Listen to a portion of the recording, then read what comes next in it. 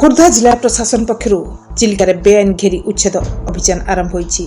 बालुगां zone अंचल चिलिका उपकूलवर्ती पार्श्व रही घेरी उच्छेद बेआईन भाव में गढ़ी उठुवा एकर एकर पर्याप्त जीरो नेट घेरी उच्छेद करा जायथिबा बेले 2 दिन में 2300 एकर व्यवहृत 600 बंडल जाल समेत बाउंश आदि जबत करा जायछि। तेबे जबत जाल और बाउंश को प्रशासन पक्षर निया लगाई पोड़ी दिया जायछि बोली तहसीलदार सूचना दैछन्ति। चिलिका तटवर्ती अंचल में बेआईन घेरी जो मत्स्यजीवी माने चिलिका मध्य डंगा नेबार असुविधार सम्मुखीन होउछन्ति। एहा द्वारा माछ धरिबाकू जाय न पारि सेमानकर जीवन जीविका क्षेत्र में प्रभाव पड़ुछि।